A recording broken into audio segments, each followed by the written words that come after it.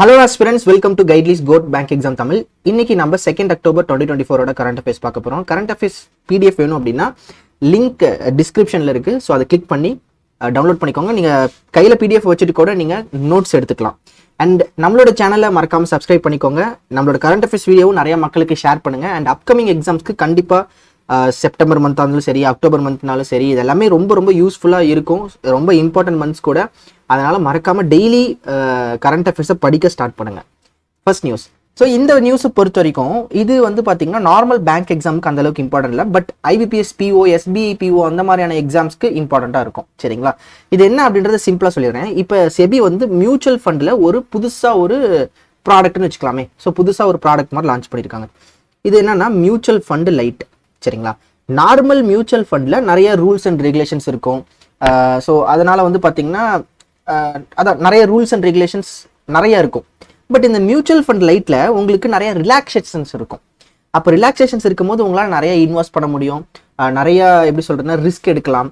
இப்போ normal mutual ஃபண்டில் இந்த அளவுக்கு தான் ரிஸ்க் எடுக்க முடியும் அப்படின்ற ஒரு ஃபேக்டர்ஸ்லாம் வச்சிருப்பாங்க. பட் அது வந்து பார்த்தீங்கன்னா இந்த மியூச்சுவல் ஃபண்ட் லைட்டில் இல்லை. ஸோ அதை தான் இப்போ செபி வந்து லான்ச் பண்ணியிருக்காங்க. So SEBI has paved the way for the introduction of a new asset class. அது பேர் அது லிபரலைஸ்டு மியூச்சுவல் ஃபண்டு லைட். சரிங்களா? ஸோ இதில் வந்து பார்த்தீங்கன்னா நீங்கள் நிறையா ரிஸ்க் எடுத்துக்கலாம். நீங்கள் வந்து பார்த்தீங்கன்னா கொஞ்சம் அதோட நார்ம்ஸ் வந்து ரிலாக்ஸ் பண்ணியிருப்பாங்க. சரிங்களா? ஸோ இதுதான் இதோட news. So minimum investment limit வந்து பார்த்தீங்கன்னா 10 lakh per இன்வெஸ்டர் வந்து எல்லா மியூச்சுவல் ஃபண்டு அசெட் மேனேஜ்மெண்ட் கம்பெனிஸ்லையும் இது இருக்குது. ஸோ இந்த பாயிண்ட் நோட் பண்ணிக்கலாம். அண்ட் இது ரொம்ப முக்கியம். ஸோ இது என்னன்னா ஆப்ஷனல் T+0 செட்டில்மெண்ட் வச்சிருக்காங்க. ஸோ இந்த T+0 செட்டில்மெண்ட்னா இப்போ நீங்கள் வந்து மியூச்சுவல் ஃபண்டில் நீங்கள் சம்திங் இந்த ட்ரேடிங்கு இந்த மாதிரி விஷயங்களில் வந்து பார்த்தீங்கன்னா ஒரு அசட்டை வந்து விற்கிறீங்களோ இல்லை வாங்குறீங்களோ, ஸோ அந்த டைமில் வந்து பார்த்தீங்கன்னா உங்களோட அந்த அக்கௌண்ட் பேலன்ஸை அன்னைக்கே நீங்கள் பார்த்துக்கலாம். இப்போ T+0 வந்து பார்த்தீங்கன்னா அன்னன்னைக்கே டிரான்சாக்ஷன் முடிஞ்சு அன்னன்னைக்கே அந்த கணக்கை பார்த்துக்கலாம். சரிங்களா? அந்த மாதிரியான ஒரு ஃபெசிலிட்டிஸை வந்து இவங்க வச்சிருக்காங்க. ஸோ மற்றதை you can just go through one. So இந்த நியூஸை பொறுத்த வரைக்கும் நீங்கள் இந்த பாயிண்ட்டை நல்லா படித்தாலே போதும். இந்த பாயிண்ட்டு அப்புறம் வந்து இந்த point minimum investment limit per investor என்ன அப்படின்றத பார்த்துக்கோங்க. அண்ட் ஆப்ஷனல் T+0 செட்டில்மெண்ட்னா என்ன அப்படின்றத பார்த்துக்கோங்க. சரிங்களா? Next, policy holders to benefit a new life insurance surrender value norms take effect from October 1, 2024. இது என்ன? அது பாலிசிஸ், அதாவது சரண்டர் வேல்யூன்னு என்னது? இப்போ ஒரு பாலிசி ஹோல்டர் ஏ இருக்காரு. இவர் வந்து பார்த்தீங்கன்னா ஒரு இன்சூரன்ஸ் கம்பெனி சி, இந்த கம்பெனி கிட்ட வந்து பார்த்தீங்கன்னா பாலிசி போட்டிருக்காரு. இப்போ இவருக்கு திடீர்னு ஒரு அர்ஜென்ட், அதில் வந்து பார்த்தீங்கன்னா இவருக்கு பணம் தேவைப்படுது. இப்போ என்ன பண்ணலாம்னா இந்த ஏ அப்படின்ற நபர் இவர் இந்த கம்பெனி கிட்ட இந்த வாங்கின பாலிசி, இந்த பாலிசியோட அமௌண்ட் வந்து பார்த்தீங்கன்னா ஒரு 5 வருஷத்துக்கு இந்த பாலிசி போடுறாருன்னு வச்சுக்கோங்க. இதில் மினிமம் சம் அஷ்யூர்டு வந்து பார்த்தீங்கன்னா ஒரு 2 லட்சம் அந்த மாதிரி இருக்குன்னு வச்சுக்கோங்க. இவர் வந்து இந்த 5 வருஷத்துல 2 வருஷம் மட்டும்தான் இந்த பாலிசியை ஹோல்டு பண்ணியிருக்காரு. இந்த 2 வருஷத்துக்கு வந்து பார்த்தீங்கன்னா 1 lakh கட்டியிருக்காரு. சரிங்களா? 1 lakh கட்டியிருக்காரு. இப்போ இந்த பாலிசி ரிட்டர்ன் பண்ணும்போது ஃபர்ஸ்ட் என்ன இருந்துச்சுன்னா ஓல்டா என்ன இருந்துச்சுன்னா இதுல வந்து பாதி அமௌண்ட் 50% மட்டும் திரும்ப கொடுத்துருவாங்க. அதாவது அந்த பாலிசி ஹோல்டர் வந்து அந்த கம்பெனி கிட்டே சரண்டர் பண்ணா அவர் வந்து அந்த 2 வருஷம் கட்டின அந்த ப்ரீமியம் அந்த இதுக்கு வந்து பாத்தீங்கன்னா ஒரு 50% தான் கிடைக்கும். அப்படின்னா பழசுல என்ன கிடைச்சிருக்கும்? 50,000 தான் கிடைச்சிருக்கும். இப்போ புது ரூல்ஸ் போட்டிருக்காங்க. இதுல வந்து பாத்தீங்கன்னா இவருக்கு எக்ஸ்ட்ரா, அதாவது ஒரு 20% எக்ஸ்ட்ரா கிடைக்கிற மாதிரி இருக்கும். ஸோ அப்போ இவருக்கு வந்து பாத்தீங்கன்னா ஒரு 70,000 கிட்ட அந்த வேல்யூ கிடைக்கும். சரிங்களா? ஸோ இது வந்து புதுசா இப்போ IRDAI பண்ணியிருக்காங்க. IRDAI புரிஞ்சுதா? ஸோ அதாவது ஒரு பாலிசியை நம்ம பாலிசி போட்டிருக்கோம் அந்த கம்பெனி கிட்ட. பட் எனக்கு சில தேவைகள் இருக்கனால எனக்கு காசு வேணும், அதனால அந்த பாலிசி திரும்பி அந்த கம்பெனி கிட்டே கொடுத்துறேன். அப்போ அந்த கம்பெனி கிட்ட கொடுக்கும்போது அந்த பாலிசிக்கு என்ன அமௌண்ட்டோ அது திரும்ப அவங்களுக்கு ரிட்டர்ன் எனக்கு கொடுக்கணும். அதுதான் வந்து சரண்டர் வேல்யூ. இந்த சரண்டர் வேல்யூ இப்போ கொஞ்சம் அதிகமாக கிடைக்கும் பாலிசி ஹோல்டர்ஸ்க்கு. பட் இப்போ அதிகமாக கிடைக்கிறதுனால இன்சூரன்ஸ் கம்பெனிஸ்க்கு சில பாதிப்பு ஏற்படும்ல, அதாவது அவங்களுக்கு நிறைய செலவுகள் ஏற்படும்ல. அப்போ அதை ஈடுகட்டுறதுக்கு எப்படி அந்த இன்சூரன்ஸ் கம்பெனிலாம் யோசிக்கிறாங்கன்னா ப்ரீமியமாக கொஞ்சம் இன்க்ரீஸ் பண்ணிக்கலாம் அப்படின்னு யோசிக்கிறாங்க. இன்னொன்று என்ன யோசிக்கிறாங்க அப்படின்னா ஏஜென்ட்ஸோட சம்பளத்தை கம்மி பண்ணிக்கலாம் அப்படின்ற மாதிரி சில காஸ்ட் கட்டிங் மெத்தட்ஸ்லாம் ஃபாலோ பண்ணுறாங்க. அந்த விஷயங்கள் எல்லாமே இந்த கீ ஹைலைட்ஸ் இருக்கும். You can just go through once. ஓகேங்களா? ஸோ IRDAI வந்து என்ன பண்ணியிருக்காங்கன்னா எக்ஸ்ட்ரா ஒரு 20%. So as per the new guidelines the special surrender value will rise by over 20%. So இந்த பாயிண்ட் ரொம்ப இம்பார்ட்டன்ட். சரிங்களா? Compared to the existing regulation, எக்ஸிஸ்டிங்ல 50% of the total premium தான் அவருக்கு கிடைக்கும். ஆனால் இப்போ எக்ஸ்ட்ரா ஒரு 20%, ஒரு 20% எக்ஸ்ட்ரா ஆகிறதுனால அவருக்கு 70% கிட்ட கிடைக்கிற மாதிரி இருக்கும். 70,000 வரைக்கும். ஸோ முன்ன எக்ஸாம்பிள் சொன்னால அந்த எக்ஸாம்பிள். சரிங்களா? ஸோ இதான் நியூஸ் ரொம்ப சிம்பிள் அண்ட் ஸ்ட்ரைட். ஸோ மற்றது you can just go through once. And இது வந்து பார்த்தீங்கன்னா October 1 இருந்து it came in to effect. சரிங்களா? Next, Yes Bank and Paisabazaar ரெண்டு பேருமே சேர்ந்து ஒரு co branded credit card launch பண்ணியிருக்காங்க. பேர் வந்து Paisa Save. Simple news, Yes Bank and Paisabazaar co branded credit card பேர் என்னது? Paisa Save credit card. இதில் வந்து பார்த்தீங்கன்னா உங்களுக்கு கேஷ்பேக் அந்த மாதிரியான விஷயங்கள்லாம் இதில் இருக்குமா? சரிங்களா? இந்த நியூஸ் பொறுத்த வரைக்கும் சிம்பிள் அண்ட் ஸ்ட்ரெயிட் நியூஸ், ரொம்ப டீப்பாக இதெல்லாம் படிக்க தேவையில்ல. எஸ் பேங்க்கும் பைசா பஜாரும் பைசா சேவ் அப்படின்ற ஒரு கிரெடிட் கார்டு லான்ச் பண்ணியிருக்காங்க. இதில் வந்து பார்த்தீங்கன்னா கேஷ்பேக் ஆஃபர்ஸ்லாம் இருக்கும். நெக்ஸ்ட், ஈஸ்மை ட்ரிப் வந்து பார்த்தீங்கன்னா ஸ்கேன் மை ட்ரிப் அப்படின்ற ஒரு பிளாட்ஃபார்மை ஓஎன்டிசி பிளாட்ஃபார்மில் இன்ட்ரடியூஸ் பண்ணியிருக்காங்க. சரிங்களா? ஓஎன்டிசின்னு உங்களுக்கு தெரியும் தானே? One national something domestic something வரும். ஓகே, ஒரே நிமிஷம் இருங்க. Yes sorry, open network digital commerce. Sorry guys, டக்குன்னு ஸ்ட்ரைக் ஆகல. So open network digital commerce. ஓகேங்களா? ஸோ இதில் வந்து பார்த்தீங்கன்னா நிறைய ஆப்ஸ் இருக்குது. ஃபார் எக்ஸாம்பிள் இப்போ நீங்கள் ஃபோன்பே இந்த மாதிரி ஆப்ஸ் எடுத்தீங்கன்னா, இந்த ஃபோன்பே ஆப்குள்ளே போனீங்கன்னா கீழே ஓஎன்டிசின்னு இருக்கும். ஓகேங்களா? Open network digital commerce. இந்த ஓஎன்டிசியில் வந்து பார்த்தீங்கன்னா நீங்கள் ஃபுட் ஆர்டர் பண்ணிக்கலாம். ஓகேங்களா? இந்த ஃபுட்டு எப்படி ஆர்டர் பண்ணலாம் அப்படின்னா, இந்த ஓஎன்டிசிக்குள்ளே அந்த ஃபுட்டு கம்பெனி வந்து அவங்களோட இதை வந்து வச்சிருப்பாங்க. சரிங்களா? ஃபார் எக்ஸாம்பிள் ஜொமேட்டோ வந்து ஓஎன்டிசி கூட சேர்ந்தாங்கன்னா, நீங்கள் நார்மல் ஃபோன்பே ஆப்புக்குள்ளே போனீங்கன்னா நீங்கள் ஜொமேட்டோ ஓஎன்டிசிக்குள்ளே போயிட்டு நீங்கள் ஃபுட் ஆர்டர் பண்ணிக்கலாம். சரிங்களா? அந்த மாதிரி ஓஎன்டிசியில் இந்த ஈஸ்மை ட்ரிப் என்ன பண்ணியிருக்காங்கன்னா ஸ்கேன் மை ட்ரிப் அப்படின்ற ஒரு விஷயத்த உள்ள வச்சிருக்காங்க. இப்போ நீங்கள் ஈஸ்மை ட்ரிப்புக்குள்ளே போனீங்கன்னா ஓஎன்டிசி இருக்கும். அந்த ஓஎன்டிசிக்குள்ள இல்லை வந்து பார்த்தீங்கன்னா ஓஎன்டிசி ப்ரொவைட் பண்ணக்கூடிய ஃபார் எக்ஸாம்பிள் இந்த ஃபோன்பே இந்த மாதிரியான விஷயங்களுக்குள்ள போனீங்கன்னா உங்களுக்கு அந்த டிராவல் ஆன்லைன் டிராவல் ஏஜென்சி அந்த மாதிரிலாம் இருக்கும். அதில் போயிட்டு நீங்கள் ஸ்கேன் மை ட்ரிப் அப்படின்ற ஒரு விஷயத்த வந்து நீங்கள் ஆக்சஸ் பண்ணிக்கலாம். ரொம்ப சிம்பிள் தான், குழப்பிக்காதீங்க, உங்களுக்கு ஈஸியாக எக்ஸ்பிளைன் பண்ணுறேன். ஆன்லைன் டிராவல் டெக் பிளாட்ஃபார்ம் யார்? Ease My Trip. இவங்க வந்து scanmytrip.com அப்படின்றவங்க லான்ச் பண்ணியிருக்காங்க. It will be the country's first travel market place of its kind. So it has also become the first online travel agency to offer both purchase and travel services through ONDC network. So இப்போ நீங்கள் இந்த ONDC network provide பண்ண சில apps like எப்படி சொல்கிறதுனா, இப்போ நீங்கள் ஈஸ்மை ட்ரிப்புக்குள்ளேயே நீங்கள் போனீங்கனாலும் ஓஎன்டிசி அந்த மாதிரி காட்டுச்சு அப்படின்னா அதில் போனீங்கன்னா இந்த scanmytrip.com அப்படின்ட்டு ஒன்று இருக்கும். சரிங்களா? ஸோ இந்த scanmytrip.comக்குள்ளே போனீங்கன்னா நீங்கள் அங்கேயே டிக்கெட் வாங்குறது, டிக்கெட் விற்கிறது, இந்த மாதிரியான விஷயங்களை பண்ணிக்கலாம். அதுக்கு ஈஸ்மை ட்ரிப்பு ஓஎன்டிசியில் ஒரு இதை ஆரம்பிச்சிருக்காங்க. சரிங்களா? Simple news. ஓகே, ஸோ இதனால் நமக்கு என்ன கிடைக்கும் அப்படின்னா, ஓஎன்டிசியில் நம்ம போயிட்டு scanmytrip.comக்குள்ளே போனோம்னா அதில் வந்து பார்த்தீங்கன்னா நம்ம இந்த ஹோம் ஸ்டேஸு, இந்த ஹோட்டல் புக்கிங்ஸு, ஃப்ளைட் புக்கிங்ஸு, இந்த மாதிரியான விஷயங்களை பண்ணிக்கலாம். ஸோ இந்த நியூஸ் பொறுத்த வரைக்கும் ஈஸ்மை ட்ரிப்பும் ஓஎன்டிசி பிளாட்ஃபார்மில் இந்த ஸ்கேன் மை ட்ரிப் அப்படின்ற ஒன்று இன்ட்ரடியூஸ் பண்ணியிருக்காங்க. சரிங்களா? நெக்ஸ்ட், ஏடிபி வந்து 50 மில்லியன் லோனை கொடுத்துருக்காங்க. ஸோ எதுக்காகனா மெகாலயாக்கு.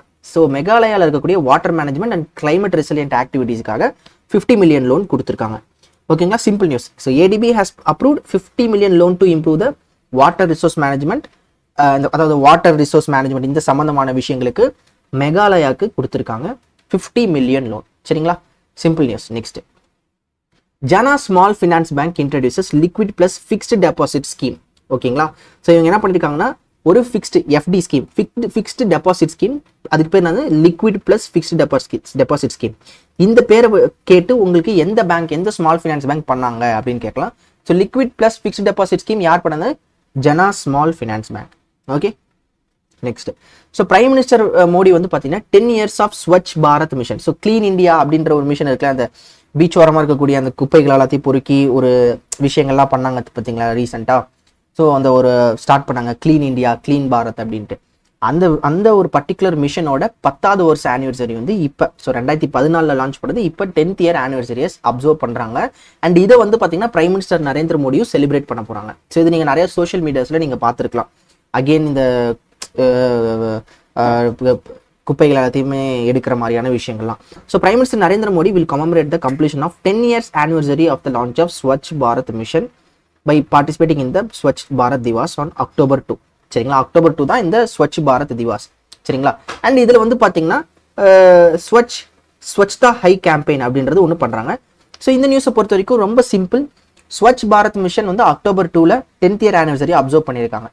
ஸோ இதில் வந்து பார்த்தீங்கன்னா PM Modi will launch so இந்த பர்டிகுலர் டேல நிறைய கிளென்லினஸ் ப்ராஜெக்ட்ஸ்க்கு பிரைம் மினிஸ்டர் நரேந்திர மோடி அப்ரூவலும் ஃபவுண்டேஷன் ஸ்டோன்ஸும் பண்ணியிருக்காங்க.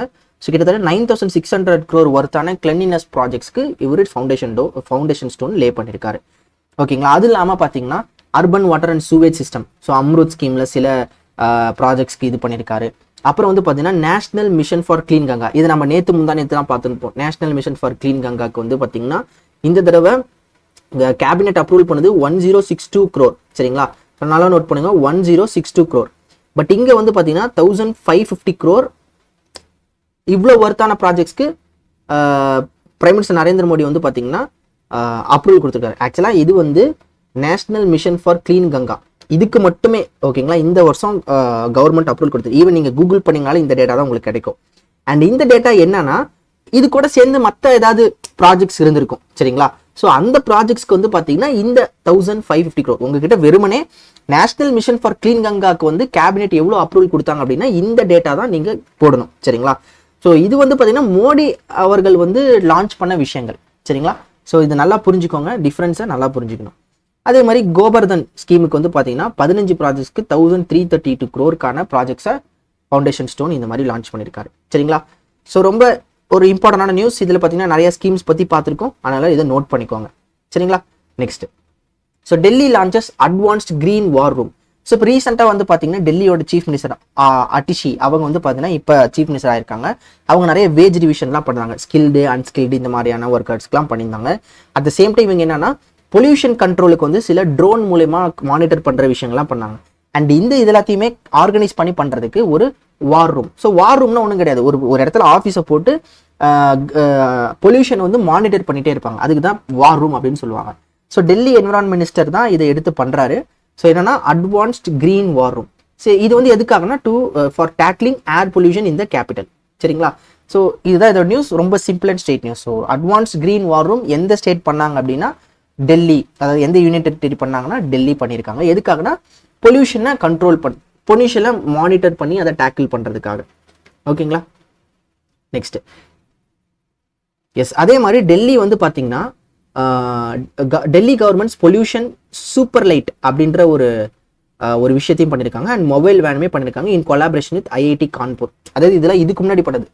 இதுக்கு முன்னாடி என்ன பண்ணியிருக்காங்க, இந்த மாதிரி இந்த பொல்யூஷன் இந்த மாதிரி ஆக்டிவிட்டிஸ்க்கு வந்து பார்த்தீங்கன்னா சூப்பர் சைட் அப்படின்ற ஒன்றும். ஸோ இதில் வந்து பார்த்தீங்கன்னா மேபி உங்களுக்கு எந்த அளவுக்கு பொல்யூஷன், எங்கே பொல்யூஷன்ஸ் இருக்குது அப்படின்ட்டு பார்க்கறதுக்கான விஷயங்களா இருக்கும். சரிங்களா. டெல்லியை பொறுத்த வரைக்கும் 2018 மொத்தம் 13 பொல்யூஷன் ஹாட்ஸ்பாட்ஸ் இருந்திருக்கு. ஸோ பொல்யூஷன் ஹாட்ஸ்பாட்ஸ் என்னன்னா இந்த இடத்துல பயங்கரமாக பொல்யூஷன் நடக்கும் அப்படின்றது தான் ஹாட்ஸ்பாட். அந்த இடத்துல தான் இருந்தால் நிறைய பொல்யூஷன்ஸ் வருது அப்படின்றதான் சொல்றது ஹாட்ஸ்பாட்ஸ். ஸோ மொத்தம் 13 பொல்யூஷன் ஹாட்ஸ்பாட்ஸ் இருக்கு இன் 2018. அண்ட் இதை மானிட்டர் பண்ணி இதை டேக்கிள் பண்ணுறதுக்கு நிறைய விஷயங்களை பண்ணுறாங்க. அதில் ஒன் ஆஃப் த விஷயம் தான் வந்து இந்த அட்வான்ஸ்ட் கிரீன் வார் ரூம். சரிங்களா. Next, Adani airport holding secures 19.5 billion through major bond issues. So Adani airport என்ன பண்ணியிருக்காங்கன்னா அவங்க கம்பெனிக்கு சில பணங்கள் ரைஸ் பண்ணும், சில பணங்கள் அவங்களுக்கு தேவை. அதனால என்ன பண்ணுறாங்கன்னா பாண்டு மாதிரி இஷ்யூ பண்ணி பணத்தை உள்ளே எடுக்கிறாங்க. ஸோ அதில் எவ்வளோ பணம் உள்ள எடுத்திருக்காங்க அப்படின்னா 19.5 billion rupeesக்கான பாண்டை கொடுத்து பணத்தை உள்ளே எடுத்திருக்காங்க. ஸோ இது வந்து பார்த்தீங்கன்னா லேட்டஸ்ட்டாக அந்த ஹிடன்பர்க் ரிசர்ச் அப்படின்ட்டு ஒன்று விட்டாங்க பார்த்தீங்களா.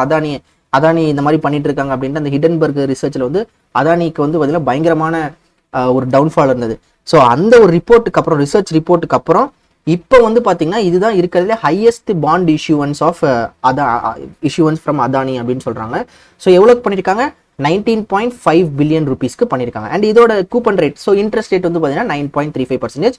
அண்ட் இதோட பாண்ட் ரேட் வந்து பார்த்தீங்கன்னா A+ ரேட்டிங் கொடுத்துருக்காங்க. சரிங்களா. நெக்ஸ்ட், அண்ட் இதில் வந்து பார்த்தீங்கன்னா ஆங்கர் இன்வெஸ்டர்ஸ் அப்படின்ட்டுலாம் இருக்காங்க, இதையும் பார்த்துக்கோங்க. SBI equity hybrid, Aditya Birla finance, Aditya Birla Sun Life, இவங்களாம் ஆங்கர் இன்வெஸ்டர்ஸாக இருக்காங்க. சரிங்களா. ஸோ ஆங்கர் இன்வெஸ்டர்ஸ் மீன்ஸ் இவங்க வந்து மோஸ்ட் லைக் எப்படி சொல்கிறதுனா இவங்க தான் அந்த ஆங்கரிங் பண்ணுறது, ஸோ ஸ்ட்ரென்தனிங் பண்ணுறது. ஓகேங்களா. ஸோ அதுக்கான இன்வெஸ்டர்ஸ் தான். சரிங்களா. Next, industry output growth and employment in India 2023. So இது என்னன்னு பார்த்தலாம். ரீசெண்டாக annual survey of industries ASI report. இந்த ரிப்போர்ட்டில் என்ன சொல்கிறாங்கன்னா இந்தியாவோட இண்டஸ்ட்ரியல் செக்டார் அவுட்புட். சரிங்களா. இண்டஸ்ட்ரியல் செக்டார் அவுட்புட்னா ஒரு இண்டஸ்ட்ரியிலேருந்து மேனுஃபேக்சர் ஆகி வெளியே வரக்கூடிய அவுட்புட் வந்து பார்த்தீங்கன்னா 21.5% இன்க்ரீஸ் ஆயிருக்கு. எதுலனா ஃபினான்ஷியல் இயர் 23. ஸோ இந்த ஏஎஸ்ஐ ரிப்போர்ட் வந்து எந்த வருஷத்துக்கானதுன்னா 2022 to 23 இந்த வருஷத்துக்கானது. இந்த வருஷத்துல என்ன சொல்லியிருக்காங்கன்னா இண்டஸ்ட்ரி அவுட்புட் வந்து பார்த்தீங்கன்னா 21.5% ஆனுவல் growth அவுட்புட் அதிகமாக இருக்குது அப்படின்னு சொல்லியிருக்காங்க.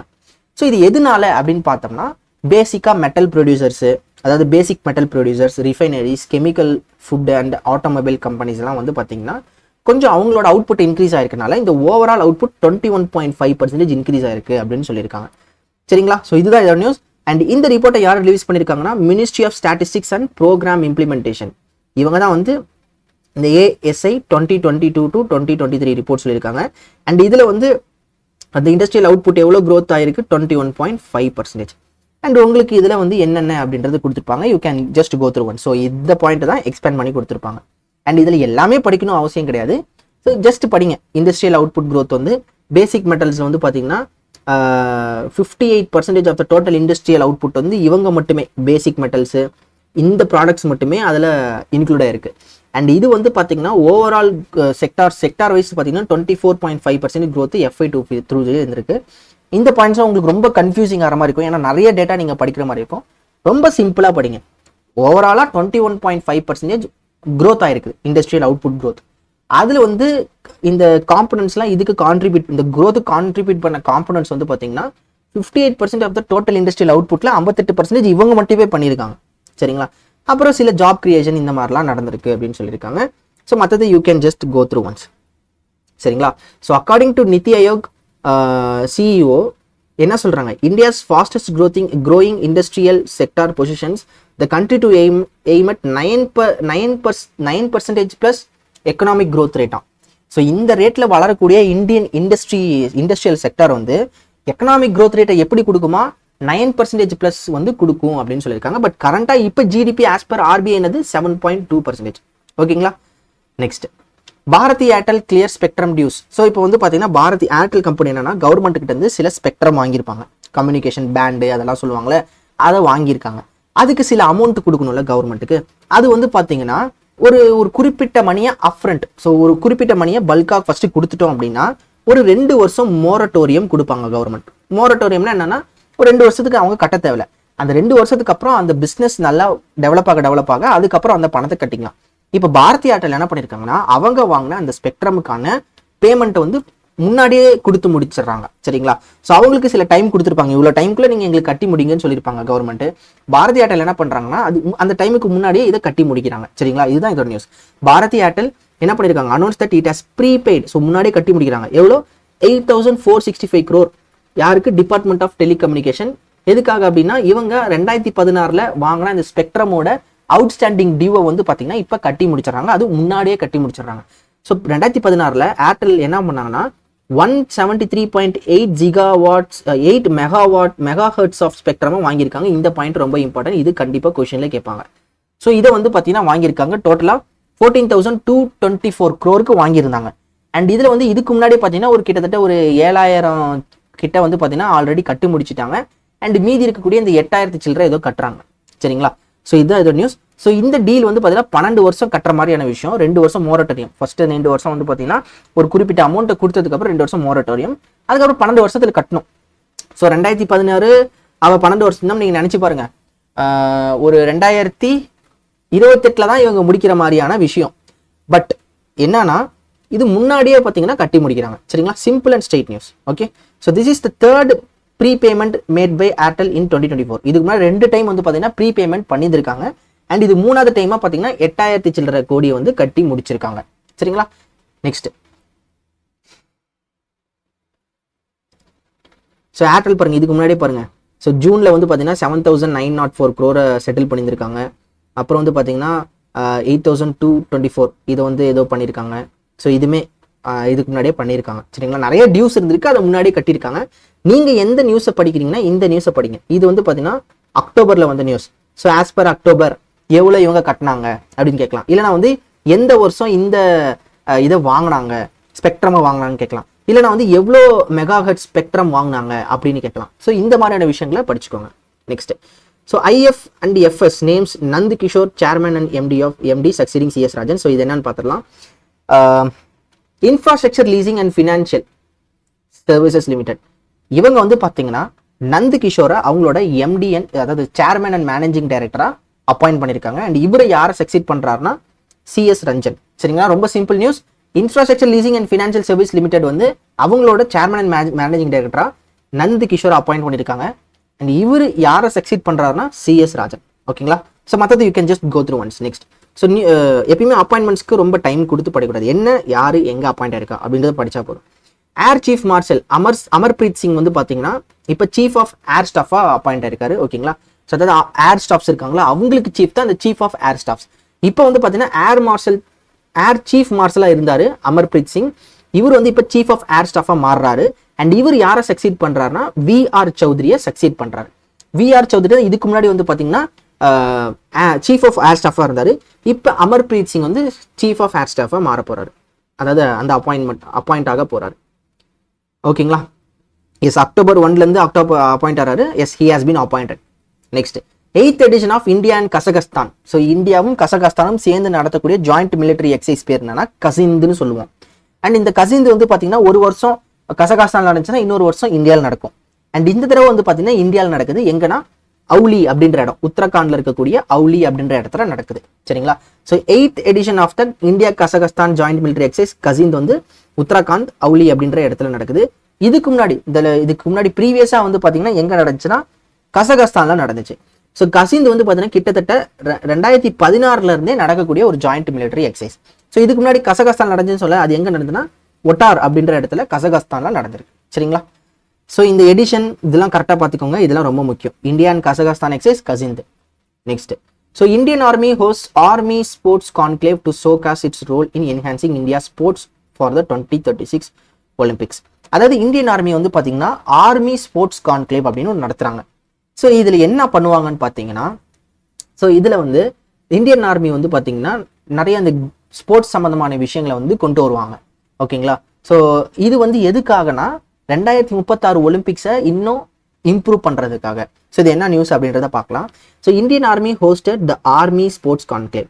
எதுக்காக? To highlight its contribution to India sports and align efforts to 2036 Olympics. Even நீங்க ஆர்மியில இருக்கிறவங்க கூட ஸ்போர்ட்ஸ்ல வந்து பார்ட்டிசிபேட் பண்ணுவாங்க. ஸோ இதுல வந்து பாத்தீங்கன்னா நிறைய பேர் யார் கொலாபரேட் பண்ணிருக்காங்க, இந்த பாயிண்ட் ரொம்ப இம்பார்ட்டன்ட். இந்த இந்தியன் ஆர்மி ஸ்போர்ட்ஸ் கான்க்ளேவ்ல யார் கொலாபரேட் பண்ணாங்க அப்படின்ற விஷயங்களை எக்ஸாம்ல கேட்பாங்க. ஸோ யாருன்னா Indian Olympic association, sports authority of sports authority of India and national sports federation. இவங்க 3 பேரும் கான்ட்ரிபியூட் பண்ணியிருக்காங்க, கொலாபரேட் பண்ணியிருக்காங்க இந்த ஆர்மி ஸ்போர்ட்ஸ் கான்க்ளேவுக்கு. இந்த பாயிண்ட் ரொம்ப important. The Indian Army forces have a tradition of contributing to India's international sports achievement and play a significant role in promoting national pride and fitness through sports. So இவங்க இந்த sports conclave நடத்தும் போது நிறைய பேர் வந்து participate பண்ணுவாங்க. So இதனால என்னன்னா ஸ்போர்ட்ஸோட அவேர்னஸ் இன்னும் இன்க்ரீஸ் ஆகும். அப்போ 2036 ஒலிம்பிக்ஸ் வந்து பார்த்தீங்கன்னா இன்னும் நிறைய பேர் பார்ட்டிசிபேட் பண்ணுவாங்க. 2036 ஒலிம்பிக்ஸ் எங்க நடக்க போகுது அப்படின்றத மறக்காம கமெண்ட்ல போடுங்க. சரிங்களா, நெக்ஸ்ட். ஸோ இதில் ஃபோக்கஸ் ஏரியா கொடுத்துருக்காங்க. So sports education and resource sharing, integration of sports science and so இந்த கான்க்ளேவ் எதை ஃபோக்கஸ் பண்ணி நடந்திருக்கு அப்படின்றது இதில் கொடுத்துருக்காங்க. You can just go through once. Next, Tata power expands renewable energy footprint in Rajasthan. So Tata power வந்து பார்த்தீங்கன்னா ராஜஸ்தான் கூட ஒரு MOU சென்ட் பண்ணியிருக்காங்க ரினியூவபிள் எனர்ஜி ப்ராஜெக்ட்ஸ்க்காக. சரிங்களா, இப்போ ரீசெண்டாக வந்து பார்த்தீங்கன்னா ராஜஸ்தான்ல, இப்போ தமிழ்நாட்டில் வந்து பார்த்தீங்கன்னா இந்த முதலீட்டு மாநாடு நடந்துச்சு பார்த்தீங்களா, இன்வெஸ்டார்ஸ் மீட்டுன்னு. அந்த மாதிரி ராஜஸ்தானுக்கு வந்து பார்த்தீங்கன்னா ரைசிங் ராஜஸ்தான் இன்வெஸ்டார் மீட்டு நடந்திருக்கு. அதுல வந்து பார்த்தீங்கன்னா சில ரோட் ஷோஸ்ல கண்டக்ட் பண்ணியிருந்தாங்க. அதுல நிறைய இன்வெஸ்ட்மெண்ட்ஸ் வந்துச்சு ராஜஸ்தானுக்குள்ள. அப்படி ஒரு வகையில இன்வெஸ்ட்மெண்ட் வந்ததுதான் இந்த டாடா பவரோட இன்வெஸ்ட்மெண்ட். இந்த டாடா பவர் வந்து பார்த்தீங்கன்னா கிட்டத்தட்ட 1.2 ட்ரில்லியன் ராஜஸ்தான்ல இன்வெஸ்ட் பண்ண போறாங்க. எதுக்கு இன்வெஸ்ட் பண்றாங்கன்னா இந்த ரினியூவபிள் எனர்ஜி ப்ராஜெக்ட் சம்பந்தமா இன்வெஸ்ட் பண்ண போறாங்க. ஸோ இதனால என்ன நடக்கும் அப்படின்னா நமக்கு வந்து ரினியூவபிள் எனர்ஜி ஜென்ரேட் ஆகும். The company plans to develop 10 gigawatt of renewable energy capacity. ஓகேங்களா, ஸோ டாடா பவர் ராஜஸ்தான்ல ரினியூவபிள் எனர்ஜி ப்ராஜெக்ட் செய்யும் போது 10 ஜிகாவாட்டுக்கான energy source, electricity power supply இருக்குல்ல, அதை வந்து ஜென்ரேட் பண்ணுவாங்க. ஸோ இதுல வந்து பாத்தீங்கன்னா 6 ஜிகாவாட் சோலார்லையும் 4 ஜிகாவாட் வந்து ஹைபிரிட் எனர்ஜியுமே பண்ண போறாங்க. Simple news. ராஜஸ்தான்ல முதலீட்டு மாநாடு நடந்துச்சு, இன்வெஸ்டார் மீட் நடந்துச்சு. அதுல ஒன் ஆஃப் த இன்வெஸ்டார்ஸா வந்து டாடா பவர் இன்வெஸ்ட் பண்ணிருக்காங்க. எதுக்காகனா ரினியூவபிள் எனர்ஜி ப்ராஜெக்ட்ஸ்க்காக பண்ணிருக்காங்க. எவ்வளவு இன்வெஸ்ட் பண்ணிருக்காங்க? 1.2 ட்ரில்லியன் பண்ணிருக்காங்க. எதுக்காக பண்ணிருக்காங்க? இந்த ரினியூவபிள் எனர்ஜி கெப்பாசிட்டிக்காக டோட்டலாக 10 ஜிகாவாட், அதில் 6 ஜிகாவாட் சோலார், 4 ஜிகாவாட் ஹைப்ரிட். ஓகேங்களா, simple and straight news. Next, so அதே மாதிரி நியூஸ் தான் இதுவும். So Rajasthan attracts investment of 12.5 trillion in MOUs ahead of global summit. சரிங்களா, ஸோ இந்த Rajasthan rising Rajasthan investor summit இருக்குல்ல, இதுல வந்து பாத்தீங்கன்னா கிட்டத்தட்ட இவங்க 12.2 to 12.5 trillion MOUs investment agreements வந்து சைன் பண்ணியிருக்காங்களாம். ஸோ இது எங்க சைன் பண்ணியிருக்காங்கன்னா Mumbai road show, Delhi road show அப்படின்ட்டு 2 ரோட் ஷோ கண்டக்ட் பண்றாங்க. அதாவது மும்பையில் ஒரு road show, Delhi road show அப்படின்ற ஒன்று கண்டக்ட் பண்றாங்க. இதுல வந்து பாத்தீங்கன்னா நிறைய பேர் இன்வெஸ்ட் பண்ணியிருக்காங்க. ஸோ இந்த ரோட் ஷோ கண்டக்ட் பண்ணும்போது நிறைய பேர் வந்து பாத்தீங்கன்னா ஓகே ராஜஸ்தான்ல இந்த மாதிரியான ஆப்பர்ச்சுனிட்டிஸ் இருக்கு, நான் இன்வெஸ்ட் பண்றேன் அப்படின்ட்டு மும்பை ரோட் ஷோல 4.5 trillion, டெல்லி ரோட் ஷோல 8 trillion இன்வெஸ்ட் பண்ணியிருக்காங்க. ஸோ டோட்டலா வந்து பாத்தீங்கன்னா 12.5 trillion இந்த ராஜஸ்தானுக்கு இன்வெஸ்ட்மெண்ட் அக்ரிமெண்ட்ஸ் கிடைச்சிருக்கு. இது இல்லாம டாடா பவரும் என்ன பண்ணிருக்காங்க, ராஜஸ்தான்ல 1.2 trillion ரினியூவபிள் எனர்ஜி ப்ராஜெக்ட்ஸ்க்காக இன்வெஸ்ட் பண்ணியிருக்காங்க. சரிங்களா, simple and straight news. Next news போயிடலாமா? ஓகே, இஸ்பிரித் சிங் சந்தா. ஸோ இவர் வந்து பாத்தீங்கன்னா ஸ்னூக்கர் கேம்ல வந்து பாத்தீங்கன்னா இவர் குவார்டர் ஃபைனல்ஸ் போயிருக்காராம். இவர் வின் பண்ணாரா அப்படின்றது நமக்கு அடுத்தடுத்த நியூஸ்ல தான் தெரியும். அண்ட் இந்த நியூஸை ஏன் நம்ம படிக்கிறோம், குவார்டர் ஃபைனல்ஸ் வின் பண்ணதை ஏன் படிக்கிறோம் அப்படின்னா, இவர் வந்து பாத்தீங்கன்னா வேர்ல்டு நம்பர் 1 ஸ்னூக்கர் அவரை வந்து பாத்தீங்கன்னா டிஃபீட் பண்ணியிருக்காராம். ஸோ இஸ்பிரித் சிங் சந்தா இவர் வந்து பாத்தீங்கன்னா மும்பைக்காரரு. அண்ட் இவர் வந்து பாத்தீங்கன்னா குவார்டர் ஃபைனல்ஸ் வின் பண்ணியிருக்காரு. He has reaching the quarter finals of the professional snooker circuit defeating the legendary Mark Selby. இவர் வந்து பாத்தீங்கன்னா 4 time வேர்ல்டு ஸ்னூக்கர் சாம்பியன். இவரை டிஃபீட் பண்ணி குவார்டர் ஃபைனல்ஸ்க்கு போயிருக்கறனால இந்த நியூஸ் இப்போ நமக்கு கிடைச்சிருக்கு. சரிங்களா, யாரு இது பண்ணாங்க, இஸ்பிரித் சிங் சந்த். எப்படி கேட்கலாம்னா, இஸ்பிரித் சிங் சந்த் வந்து ரீசெண்டா இந்த மாதிரி குவார்டர் ஃபைனல்ஸ் போனாரு, எந்த கேமை வின் பண்ணாரு, எந்த கேம்ல அப்படின்னு கேட்பாங்க. So snooker game. சரிங்களா, ஸோ இதுதான் இந்த நியூஸ். ஸோ நெக்ஸ்ட் நியூஸ் போகலாம். ரொம்ப simple and straight news. International day of non violence. So October 2 வந்து international day of non violence. So simple news. So international day of non violence is observed on 2nd October in order to commemorate birth anniversary of non-violent freedom fighter MK Gandhi. சரிங்களா, ரொம்ப சிம்பிள். So international day of non violence October 2, நமக்கு அது காந்தி ஜெயந்தி அப்படின்றது தெரியும். So Gandhi Jayanti October 2. So Gandhi Jayanti celebrated in India to commemorate the birth anniversary of freedom fighter MK Gandhi. And இவர் வந்து பார்த்தீங்கன்னா father of the nation. So October 2 வந்து காந்தி ஜெயந்தி. அண்ட் இன்னொன்று என்னது, international day. So not national day, international day of non violence. So ஏன் இது international day of நான் வயலன்ஸ்னா, இந்த ஐடியா வந்து பார்த்தீங்கன்னா இந்தியன் காங்கிரஸ் பார்ட்டி வந்து கொடுத்துருக்காங்க. இந்த மாதிரி இந்த நாளை வந்து இன்டர்நேஷனல் டே ஆஃப் நான் வயலன்ஸாக மாற்றுங்க அப்படின்ட்டு. 2004 ஈரானியன் நோபல் லாரியட் ஷிரின் எபாடி அப்படின்றவர் தான் இந்த இன்டர்நேஷனல் டே ஆஃப் நான் வயலன்ஸை ப்ரொபோஸ் பண்ணாரு. அப்புறம் இந்தியன் காங்கிரஸ் பார்ட்டி வந்து இதை யூஎன்ல இந்த ஐடியாவை கொடுத்துருக்காங்க. அண்ட் January 2007 இந்த ஐடியாவை அடாப்டும் பண்றாங்க யுனைடெட் நேஷன்ஸ். அதுக்கப்புறம் 2007 இருந்து இந்த international day of non violence அப்படின்றது அப்சர்வ் பண்ணிட்டு வரப்படுகிறது. சரிங்களா, ஸோ இதுதான் இதோட நியூஸ். ஸோ எஸ் கைஸ், இதோட பார்த்தீங்கன்னா நம்மளோட கரண்ட் அஃபேர்ஸ் ஃபார் October 2 முடிஞ்சது. ஸோ நான் கொஷின்ஸ் கேட்டிருந்தா அதை மறக்காம கமெண்ட்ல போடுங்க. அண்ட் உங்களுக்கு ஏதாவது டவுட் இருந்தாலும் மறக்காம கமெண்ட் செக்ஷன்ல கேளுங்க, உங்களுக்கு நான் ரிப்ளை பண்றேன். நம்மளோட கரண்ட் அஃபேர்ஸ் வீடியோ நிறைய மக்களுக்கு ஷேர் பண்ணுங்க. ரொம்ப இந்த மந்த்ல ரொம்ப crucial for upcoming SBI PO exams. So அதனால வந்து பார்த்தீங்கன்னா டெய்லி டச்லேயே இருந்து படிங்க. ஸோ தேங்க்யூ கைஸ், நெக்ஸ்ட் வீடியோவில் வந்து உங்களை பார்க்குறேன். Thank you all, thank you so much, take care, have a nice day, bye.